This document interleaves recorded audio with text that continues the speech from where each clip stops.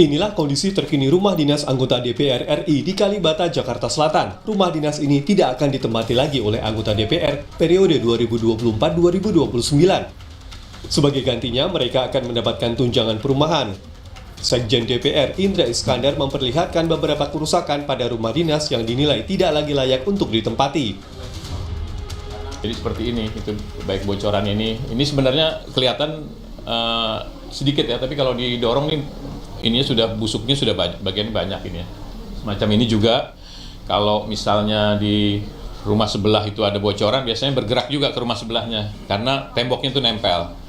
Itu satu. Yang kedua ini kalau lihat strukturnya ini strukturnya yang parah ini. Semua strukturnya bergerak di sini. Ini retakan ini ada di hampir setiap rumah. Karena saya nggak tahu dulu pada saat renovasi di 2008, 2010 ini tiap rumah, walaupun rumahnya tipikal tapi kerusakannya beda-beda ya, karena kita lihat ini ada juga yang rumahnya itu yang biasanya kerusakan parahnya di bagian belakang gitu ya. Kalau ini ya tadi sudah dilihat ya, misalnya ini di bagian, nah ini di bagian garasi kita lihat juga ini kerusakannya parah ya. Sebelumnya, Wakil Ketua DPR RI Sufmi Dasko Ahmad menyebut pembahasan tunjangan termasuk tunjangan perumahan bagi anggota DPR baru akan dibahas. Sedangkan untuk rumah jabatan bagi pimpinan DPR, Ketua Harian Partai Gerindra ini mengaku juga belum mengetahui kejelasan soal rumah jabatan tersebut. Apakah pimpinan tetap mendapat rumah jabatan atau dikonversi menjadi tunjangan sewa rumah? Saya sampai hari ini juga belum menerima kabar tentang rumah dinas pimpinan, karena rumah dinas pimpinan dan fasilitas yang lain kita sudah serah terimakan per 30 September. Nah, mungkin soal tunjangan-tunjangan dan lain-lain baru minggu depan, karena seperti kita tahu kita baru selesai perhelatan memilih pimpinan DPR. Meski pihak Sekjen DPR belum menetapkan besaran tunjangan perumahan, namun diperkirakan setiap anggota DPR akan menerima tunjangan sebesar 30 hingga 50 juta rupiah setiap bulannya. Dengan demikian, setiap anggota DPR akan menerima 360 hingga 600 juta rupiah setiap tahunnya. Rencana pemberian tunjangan perumahan terungkap dari surat edaran Sekjen DPR kepada anggota DPR periode 2019-2024. Nantinya, tunjangan perumahan akan masuk dalam komponen gaji setiap bulannya. Tim Liputan, Kompas TV, Jakarta.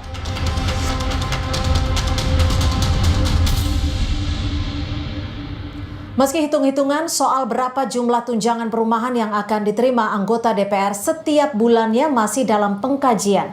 Perubahan soal pemberian fasilitas bagi wakil rakyat ini butuh kejelasan. Apakah alasan rumah dinas yang mulai rusak cukup realistis? Untuk membahas tunjangan rumah dinas anggota DPR, saat ini sudah bergabung bersama kami di Kompas Petang, dosen HTN sekaligus peneliti Posdem Universitas Andalas, Ferry Amsari, dan juga anggota DPR dari fraksi Nasdem, Ahmad Saroni. Selamat petang, Mas Ferry, Bang Saroni, terima kasih sudah bergabung bersama kami di Kompas Petang. Selamat sore. Selamat petang, Mbak Cynthia, Mbak Roni. Ya, saya ke Bang Saroni terlebih dahulu. Ini kalau dari fraksi Nasdem, anggota DPR yang menempati rumah dinas periode sebelumnya ada berapa orang nih, Bang? Ya, tidak semua. Pasti ada yang nempatin. Kalau ditanya, saya sampai hari ini pun nggak tahu bentuk rumahnya itu rumah dinas. Terus siapa yang pakai jatah Abang?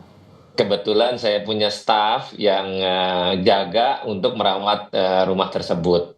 Tapi begini, isu terkait dengan rumah dinas digantikan dengan sejumlah uang pengganti. Kita dukung apa yang dilakukan Sekjen DPR. Karena rumah-rumah tersebut adalah perlu perawatan dan biaya sangat mahal.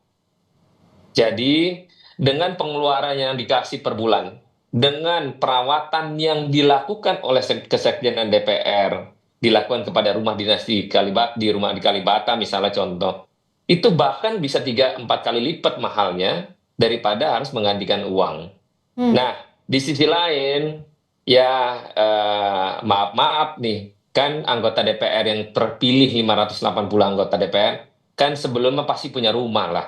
Ya lebih baik manfaatkan yang ada, kalaupun yang di daerah tinggal di Jakarta misalnya kan masih banyak fasilitas rumah sewaan atau kontrakan yang mumpuni untuk dia tinggal di areal Jakarta. Dan itu bagian daripada proses di mana kewajiban anggota DPR mendapatkan fasilitas tapi yang minimalis lah, tidak perlu mahal-mahal tapi secukupnya dan memadai. Ini kan tunjangannya mengacu terhadap harga sewa hunian di sekitar DPR. Bisa dikatakan di sekitar DPR artinya kawasan Senayan, kawasan prestisius yang harganya juga bisa dikatakan kalau sewa bukan main-main. Ini anggarannya akan besar pastinya untuk 580 anggota DPR. Iya, lebih besar lagi kalau anggota DPR yang ada masih memakai rumah dinas. Tapi itu yang gini, tadi sebelumnya saya bilang tadi, perawatan lebih mahal daripada uang yang diberikan kepada anggota DPR baru yang tidak memiliki tidak mendapatkan fasilitas kami tangkap. dinas. Sebelum saya ke Mas Ferry, tapi logikanya seperti ini, Bang.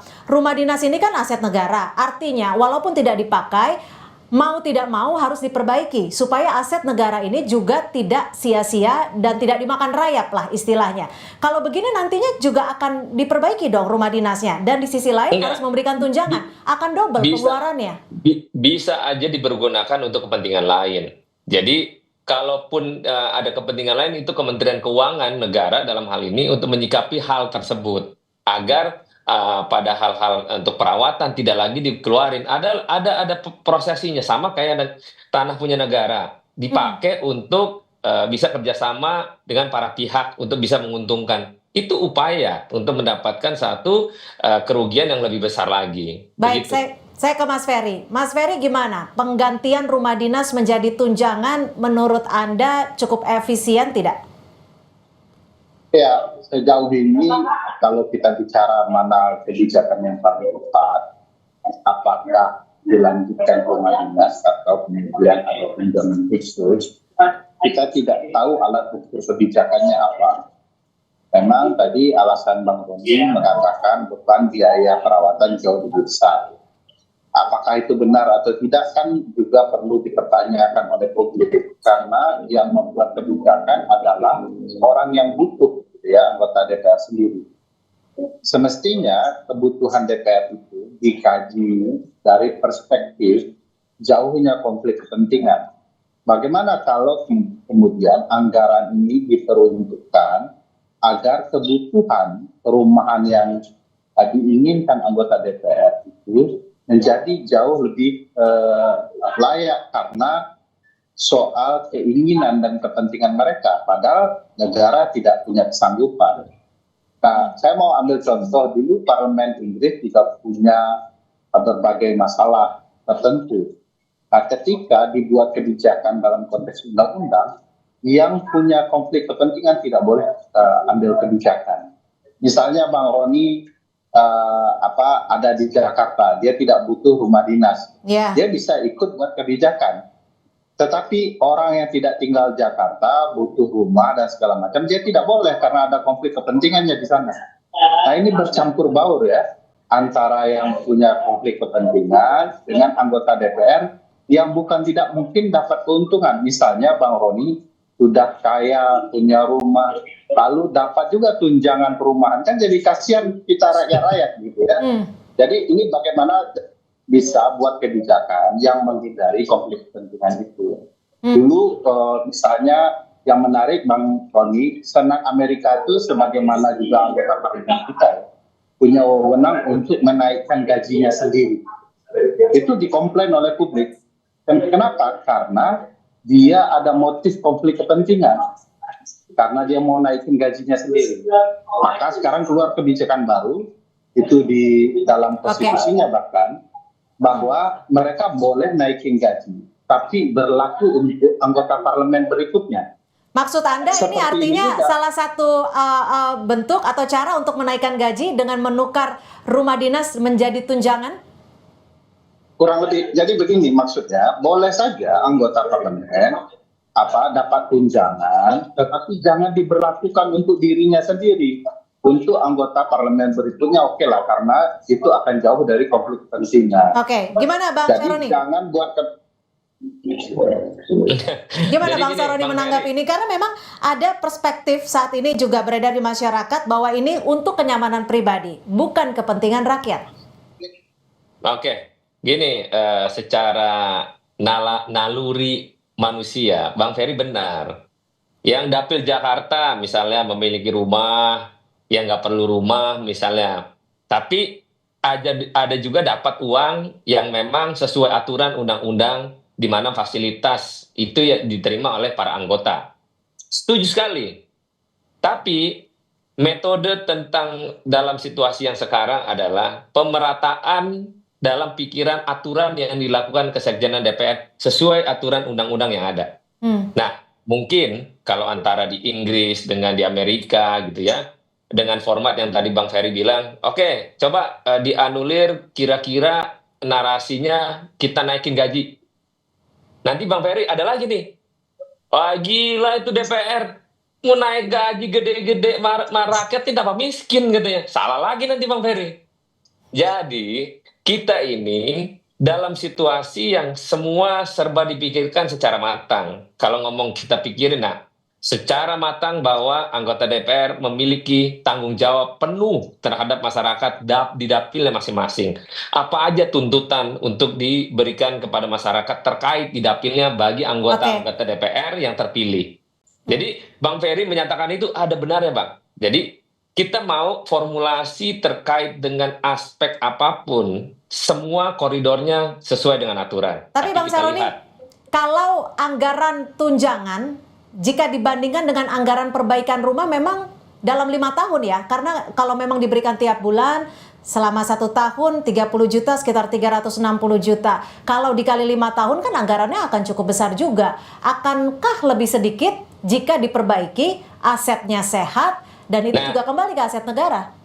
Jadi gini, pertanyaan tadi Bang Ferry kan menyampaikan tentang pengeluaran biaya perawatan mahal yang tadi saya sampaikan. Nah, itu bisa dilakukan, dilihat oleh Kesekjenan bahwa kita punya rumah sendiri aja, perawatannya itu lebih mahal daripada hal-hal terkait misalnya kita sewa rumah yang lebih cukup memadai. Ini kan dia Kesekjenan bilang oke, kita kasih rumah yang memadai. Ada orang yang memang kiranya kayak saya lah, contoh tadi Bang Ferry bilang, bisa aja saya nggak pakai. Tapi balik lagi, Kesekjenan DPR itu memiliki dasar undang-undang dengan memiliki fasilitas-fasilitas. Oke, fasilitasnya apa aja semua setara anggota DPR. Nah, nanti dari masing-masing undang-undang yang udah dikasih kepada anggota DPR itu adalah masing-masing memiliki kemampuan. Mau taruh sewa lebih mahal kah? Mau sewa lebih murah kah? Nah, itu kan tinggal tergantung orang per orang. Mau yang lebih mahal pasti ada misalnya. Tapi kalau lebih murah jadi bisa untuk lebih banyak gitu ya Bang? Nah, itu kita nggak tahu dia mau ambil untung atau dia mau nambahin. Jadi kalau orang mau nambahin itu kan masa mesti lapor lagi kan nggak mungkin. Nah, ada plus minus dalam hal ini. Oke, gimana Mas Ferry kalau hitung-hitungannya seperti itu, umpamanya jadinya diberikan kebebasan wakil rakyat ini untuk menentukan nanti rumahnya mau yang lebih murah atau sesuai budget. Bukankah ini menjawab perspektif sejumlah pihak ini untuk kenyamanan pribadi? Ya, kalau boleh mengambil kesimpulan dari penjelasan Bang Roni, sebenarnya kalau mau jujur, ini hanya kebijakan untuk menambah take home pay saja dari teman-teman di DPR. Saya pikir ya boleh saja karena beban pemilu mereka sangat banyak, mereka sedang membutuhkan dana dan segala macam. Tapi saran saya harus tunjangan yang memperlihatkan bangunan produktivitas, bukan tambahan karena pleasure, gitu ya, karena ingin kenyamanan, kenikmatan, gitu ya. Misalnya tunjangan kinerja dengan laporan berapa banyak undang-undang yang dibuat, itu akan dikalikan dengan tunjangan tertentu. Itu mungkin akan jauh lebih banyak. Kalau masukan dari Mas Ferry sendiri gimana? Idealnya seperti apa untuk menjadi solusi tunjangan rumah ini dan juga fasilitas bagi anggota dewan agar mungkin nggak telat lagi ke Senayan? saya pikir jangan menambah take home pay dengan tunjangan berupa bangunan kenikmatan itu, tetapi tunjangan yang berkaitan dengan peningkatan kinerja dewan, gitu ya. Jadi misalnya ada tunjangan bahwa produktivitas anggota dewan akan berkaitan dengan take home pay yang dia bawa ke rumah. Itu akan menarik bagi publik karena akan memacu atau mendorong produktivitas anggota parlemen. Kalau take home pay-nya dari tambahan tunjangan rumah, lalu nanti ada tunjangan-tunjangan yang lain, orang akan menimbulkan timbul kesan bahwa anggota dewan sedang mencari kebahagiaan di atas penderitaan publik. Jadi bukan tidak boleh. Nah, menurut saya banyak contoh yang bisa kita pelajari untuk oke ya, ada tambahan bagi anggota dewan karena kebutuhan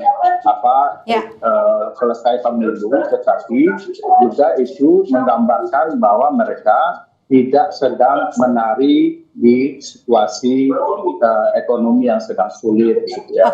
Jadi ada caranya, jangan kemudian beralasan ini bangunan tidak dipakai tetapi kami tetap dapat duit. Kan problematikanya begini, kita bisa ukur apakah perumahan anggota parlemen selama ini dipakai. Saya yakin ya 90% perumahan anggota dewan itu tidak digunakan oleh anggota dewan. Tapi sekali lagi seperti yang Bang Roni sampaikan, lebih banyak staf yang mengisi. Sama jadi seperti Bang Saroni tadi ya. Baik, Bang Saroni, ini nanti aturannya akan seperti apa? Ini kan kabarnya Ketua Fraksi sudah menyetujui, hanya tinggal jumlah anggarannya. Lalu mekanismenya seperti apa? Karena ada anggota DPR yang juga dua-duanya terpilih, suami istri terpilih, ada Uya Kuya Asrid, Ahmad Dhani, Mulan Jamila. Penghitungannya gimana? Kan mereka masih satu rumah. Ya kalau ngomong suami istri misalnya gitu ya itu koridor normalnya udahlah rezeki dia lah, itu lagi bini jadi anggota DPR. Tapi perspektif yang Bang Ferry tadi sampaikan benar juga, kita memahamin kondisi situasi yang dinotabenekan adalah tentang masalah take home pay tadi. Nah, dari aturan yang ada di Kesekjenan DPR, fasilitas yang diterima oleh para anggota DPR terpilih itu tidak melihat pada suami istri, anak, bapak, emak, tante, tidak. Jadi di mana per orang adalah anggota DPR terpilih, walaupun dia suami istri adalah 2 orang berarti, yang sesuai dengan keputusan Presiden bahwa dia terpilih dan menjadi anggota DPR. Nah, dia tidak melihat itu laki bini, tapi memang sekarang fenomenanya kan lagi ngetren suami istri, anak, adik, om, tante, semua ikutan di situ. Nah, tapi yang penting adalah bagaimana kerja-kerja yang dilakukan oleh para anggota DPR ini di dapilnya. Bagaimana manfaat mereka ada di dapilnya, kayak saya di Jakarta, manfaat apa yang diterima oleh masyarakatnya. Itu Bang Ferry benar, bahwa jangan sampai punya asumsi seolah-olah take home pay ini dimanfaatkan oleh orang per orang pribadi saja, tapi bisa digunakan untuk kepentingan halayak banyak orang. Begitu Bang Ferry ya. Artinya selain gaji, ada tunjangan-tunjangan lain, sekarang juga akan kemungkinan ada tunjangan rumah. Jadi tunjangan rumahnya bisa untuk nyicil KPR ya Bang. Terima kasih Bang Saroni dan juga Mas Ferry Amsari. Boleh sedikit Mas Ferry, silakan. Ya, ini contohnya ya, kalau dosen itu dia tidak akan menerima tunjangan mengajar kalau dia tidak mengajar, sedang istirahat sekolah gitu ya. Nah, ini juga harus sama dengan anggota DPR. Kalau sudah suami istri, ya mestinya nerimanya satu, kan rumahnya sama, kecuali dia sudah cerai kan gitu kan. Nah, logika itu yang kemudian yang sulit diterima oleh publik. Pak Roni malah pakai logika rezeki. Nah, ini kan problematika juga didengar oleh publik. Baik, kami tangkap. Terima kasih Mas Ferry Amsari dan juga Bang Ahmad Saroni.